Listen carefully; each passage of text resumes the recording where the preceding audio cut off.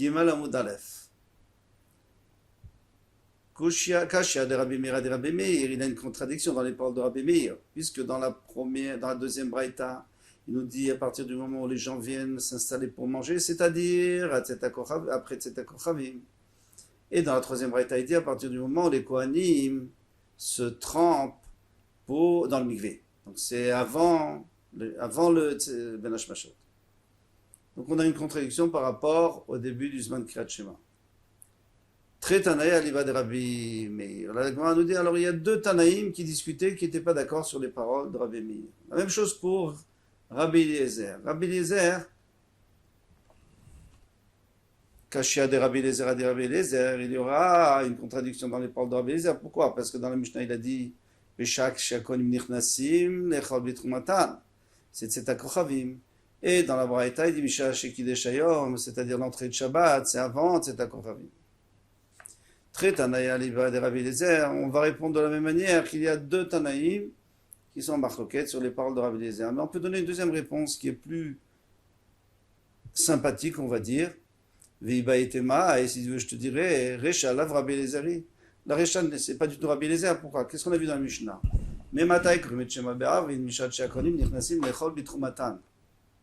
Ça, c'est le début de la Mishnah, la Recha. À partir de quand dit-on le Kriyat Shema? Ad Sof Hashmora Rishona de Rabbi Eliezer, ça c'est déjà la suite, la Sefat, la Mishnah. Jusqu'à quand peut-on lire Kriyat Shema? Jusqu'à la fin de la première garde. Qui dit que Rabbi Eliezer est l'auteur de tout ce début et cette fin? Il est peut-être l'auteur uniquement de la fin, puisque là-dessus il y a les Chachamim et Rabban Gamliel qui donnent leur avis. Et la Recha, donc le début de Kriyat Shema, c'est plus Rabbi Eliezer, c'est les Chachamim. Que les Chachamim on dit, mais férouche, on dit explicitement, c'est à Kochavim. Donc, si on répond comme ça, on n'a plus de problème, sauf que on a un peu de mal à comprendre pourquoi, si déjà on avait commencé la Recha par les Chachamim, il fallait rester dans la Sefa avec les Chachamim, et puis après passer à Rabbi Eliezer, à Gamliel. La réponse qui a été donnée est simple, c'est que la Gemara voulait suivre, le Tana voulait suivre un ordre. D'abord Hashmora Rishona, ensuite Chatzot, et ensuite Alot HaShachar. Hatzof Hashmora Rishona. Donc maintenant on reprend la Mishnah, on va expliquer les Mishmarot. Alors les Mishmarot nous posent deux problèmes. Premier problème, c'est déjà pourquoi nous parler de Mishmarot. Il aurait été plus simple de nous donner des indications précises, 4e heure, 6e heure. Pourquoi nous parler des Mishmarot? Qui connaît ici sur terre quels sont les Mishmarot, quand commence, quand termine les Mishmarot dans le ciel? Ça c'est la première question. Deuxième question, c'est que combien y a-t-il de Mishmarot? Rabbi Eliezer, lui apparemment, il pense qu'il y en a 3. Mais c'est une marloquette dans la Gemara. Est-ce qu'il y en a 3 ou il y en a 4? S'il y en a 3, donc c'est 4 heures chacune. Si il y en a 4, c'est 3 heures chacune. Alors on va lire la Gemara, on va essayer de comprendre. Maïka Sava Rabbi Eliezer, que pense Rabbi Eliezer? Ika Sava, s'il pense, Shalosh Mishmarot Avelaïla, la nuit est composée de 3 gardes. Lima Adar Basharot, il aurait été plus simple et plus exact et précis de dire jusqu'à la fin de la 4e heure. Veika Savar, et s'il pense Arbash Mishmarot qu'il y a Mishmarot Avelaïla, que la nuit est composée de 4 Mishmarot, 4 gardes. Lima Chaloshot, dans ce cas-là, il aurait pu dire jusqu'à la 3e heure. La fin de la 3e heure. L'Olam Kassavar Shalosh Mishmarot Avalaïla. Non, moi je peux toujours te dire qu'il n'y a que 3 Mishmarot. Vea Kamashmalan. Alors pourquoi est-ce qu'il a parlé du Mishmar plutôt que de l'heure? Pour nous faire entendre, dit Mishmerot Barakia, Veka Mishmerot Bahara.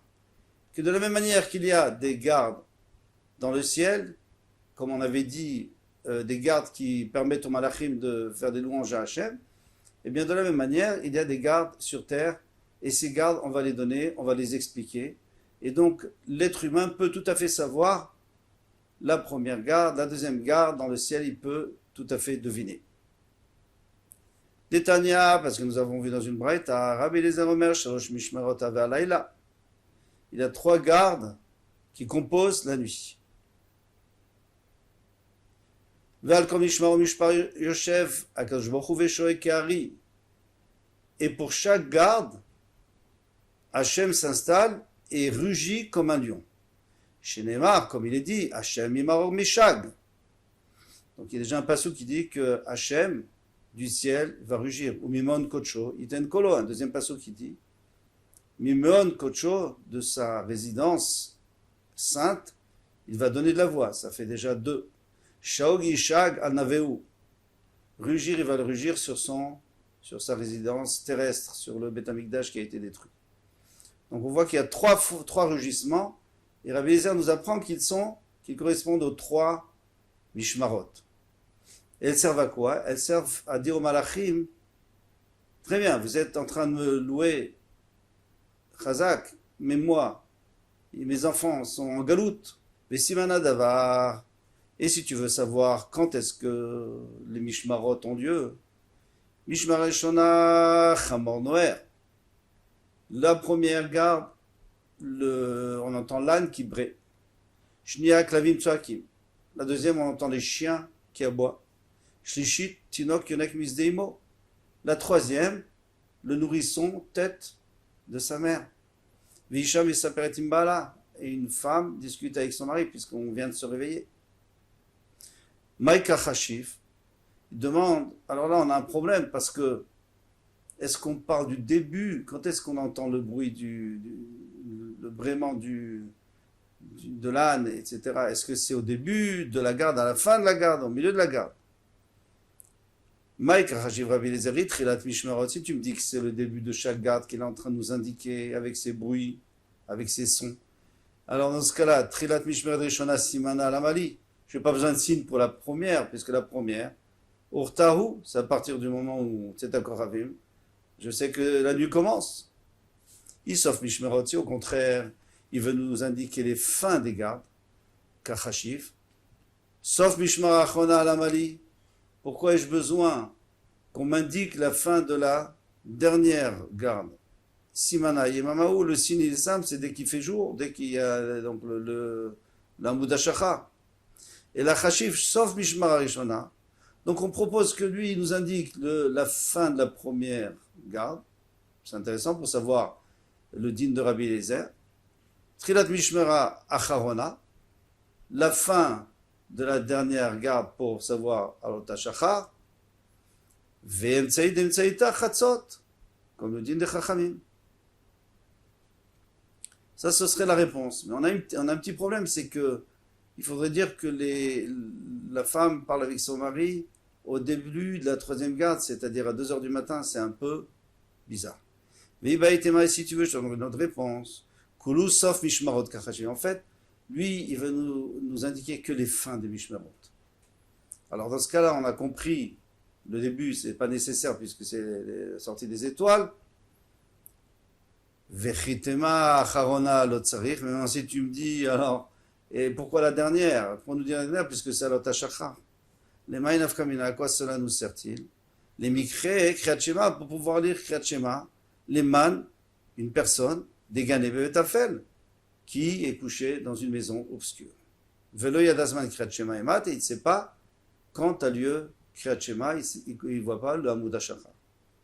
Kivan de Isha Mesaperet Imbaala, puisque une femme discute avec son mari, Vetinok, Yonek Misdeimo, et le nourrisson tête de sa mère, Likum Velikre, il se lèvera et il lira. Ici, on peut poser une question très forte, c'est que l'auteur de tout ça, c'est Rabbi Eliezer. Mais Rabbi Eliezer lui-même, il dit, dans la prochaine Mishnah, il dit qu'on ne peut pas lire Kriyat Shema le matin avant Mishiakir Ben Trelet l'écarti, avant qu'il arrive à distinguer, qu'il y ait suffisamment de lumière pour distinguer entre Trelet, entre le bleu azur, et écarti, le vert poireau.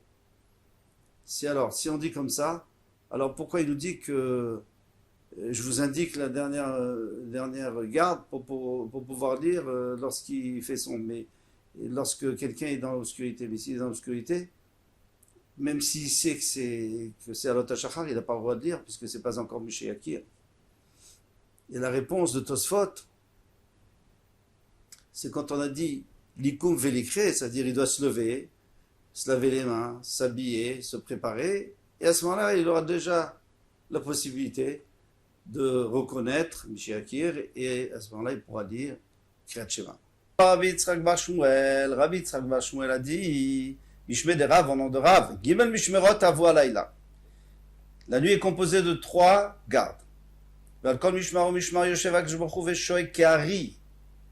Et pour chaque garde, Akadosh Baruch Hu s'assoit et rugit comme un lion. Veomer, il dit Oil labanim shebevonotem echavti et beti. Malheur aux enfants qu'à cause de leur faute, j'ai détruit ma maison, Vesarafti et echali, et j'ai brûlé mon sanctuaire. Veglitim le ben umot haolam, et je les ai exilés parmi les nations. D'abord, il faut comprendre que veut dire qu'Akadosh Baruch Hu rugit comme un lion. Le lion, c'est Akadosh Baruch Hu qui l'a créé. Le rugissement, c'est lui qui l'a créé aussi. Alors, comment voulez-vous que lui, il imite le lion? C'est le lion qui imite, qui verchol Hashem. Rashi nous dit, c'est une façon de nous expliquer que Akadosh Baruch Hu s'est fâché sur ses enfants et il veut les punir, mais il ne veut pas les exterminer. Donc de la même manière que le lion, contrairement aux autres animaux, lorsqu'il rugit, c'est pas parce qu'il a peur, c'est parce qu'il veut faire peur aux autres, parce qu'il veut s'imposer. De la même manière, Hachem fait peur au peuple en leur disant attention, n'exterminez pas mon peuple, j'ai une alliance avec eux. Et ils resteront toujours, ils existeront toujours. En plus, on peut aussi, c'est intéressant de savoir que avant la censure, c'est-à-dire avant que les goïms aient mis la main sur le Talmud, il était écrit Oi li chez Chavti et Beti. Malheur à moi. Mais c'était pas présentable. On ne peut pas dire un goy que Hachem regrette qu'il a fait. Non. Oi la banéem, c'est mes enfants, c'est eux qui ont causé tout. Malheureusement.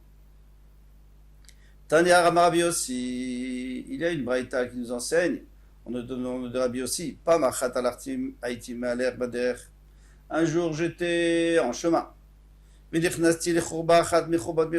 suis rentré dans une des ruines de Yerushalayim. Des ruines de Yerushalayim. Pour prier, pour ne pas être dérangé. Eliaou Zacholatov, Eliaou en avait venu. Et Chamarli à la pétach, il m'a attendu à la porte pour ne pas me déranger. Hachesi un petit fati jusqu'à ce que j'ai terminé ma tfila. L'achachesi un petit tfilati après avoir terminé ma tfila. Amarli, Shalom Alecha Rabbi, il m'a dit Shalom, paix sur toi, mon maître. Amartilo, et je lui ai dit Shalom Alecha Rabbi ou Mori. Mon maître est celui qui m'a enseigné. Amarli, il m'a dit bénis mon fils. Pourquoi es-tu rentré dans cette ruine? C'est dangereux. Amartilo, il lui a dit, donc je lui ai dit que c'était pour prier, pour être tranquille. Il m'a dit, mais tu aurais dû prier dans le chemin. Et je lui ai dit, j'avais peur que les passants me dérangent, ils m'arrêtent, ils m'interrompent. Il m'a dit, dans ce cas-là, il fallait prier. La tfila courte, on verra un peu plus tard. À ce moment-là, j'ai appris 3 choses. J'ai appris qu'on ne rentre pas dans une chourba, même pour une bonne raison. Et j'ai appris qu'on prie en chemin. J'ai appris que celui qui prie en chemin, il prie la tfila raccourcie. Le mardi, béni. Ça, on verra plus tard. Déjà, pourquoi est-ce qu'on a dit Eliyahu Hanavi Zacholatov? On ne dit pas toujours Zacholatov. Disent les Mefarshim que lorsqu'Eliyahu Hanavi se présente dans son apparence originelle, il vient toujours pour nous annoncer une bonne nouvelle. Et c'est pour cela qu'on dit Zachor, sa mémoire, la Tov, pour le bien. Deuxièmement, quelle est cette Tfila Ketzara? Alors, Rashi nous dit, le Tosfot finalement est d'accord avec lui, qu'on dit les 3 premières brachot de la Mida, les 3 dernières, et au milieu on fait qu'une seule qui s'appelle Avinenu, et dans cette Avinenu, on va mettre un extrait de toutes les autres brachot. On va parler de la Da'at, la Tchouva, la Slicha, la Refoua, etc. Vamardi, il m'a dit, béni mon fils, Makol Shamata Bechurbazu, quelle voix as-tu entendu dans cette... Oui, Vamartilo, Shamati Batkol, j'ai entendu une voix céleste, chez Menahemet Kiyona, qui murmurait comme une colombe. Et qui disait, Oy la banim shebe'avonotem echavti et beti vesarafti et echali. Malheur aux enfants que, à cause de leur faute, j'ai dû détruire ma maison et j'ai brûlé mon sanctuaire. Alors pourquoi se répéter? Il a détruit, brûlé. Nous dit le Rosh Yosef que d'abord il y a eu 2 étapes. Première étape, Hachem a enlevé sa shrina du Beth Amikdash, donc il a pu être détruit. Deuxième étape, il s'est mis en colère sur ses enfants et au lieu de les détruire à eux, il a détruit Etzil Va'avanim, il a détruit, il a brûlé, il a fait brûler le Beth Amikdash. Ve'iglitim le ben haumot, et je les ai envoyés en exil parmi les nations. Marli, il m'a dit Chayecha sur ta vie, Vechaye Roshcha, et sur la vie de ta tête. Locha Azu Bilvad Omeret Kar. C'est pas que maintenant que cette voix céleste parle. Et là, Bechol Yom Vayom, chaque jour, Shalosh Pamim, 3 fois par jour, Omeret, elle dit Kar, ainsi. Velozu Bilvad, et pas seulement cela, et là, Besha chez Israël, Nichnasim le Bate Knisiot ou le Bate Midrashot. Lorsque les bénis d'Israël rentrent dans le Beth Knesset ou dans le Beth Midrash pour prier, Veonim yesh me'agadol mevorach. Ils répondent yesh me'agadol ou yesh me'raba, comme on dit aujourd'hui dans notre girsa. Agadol mevorach. Akadosh Baruch Hu minaneh berosho. Akadosh Baruch Hu accepte, il reconnaît. Veomer ashrei amelech shebekat simoto bebeto. Heureux soit le roi qu'on loue dans sa maison. Alors ici, il parle au temps du Beth Amikdash. Akadosh Baruch Hu était reconnu comme le roi, il était reconnu partout. Aujourd'hui, qui sait, Lo Shalem, son qui sait n'est pas entier, qui a écrit Al-Keska jusqu'à la destruction et l'extermination de Amalek, son qui sait ne sera, son trône ne sera pas entier, Kivyachol. Car, Malo Leav Sheigla, Malo Leav Sheigla et Banav, Voy Laim le Banim Shegalou al Shulchan Aviem. Le pauvre père qui a dû envoyer en galoute ses enfants, et malheur à ses enfants chez Galoum et Al-Shukran. Vous remarquez qu'on n'a pas dit malheur au père. Pourquoi? Parce que c'est pas kavod de dire ça pour Hachem. Voilà, on a fini Baruch Hashem le Gimal Amud Aleph. Be'ezrat Hashem, à bientôt. Kol Tov.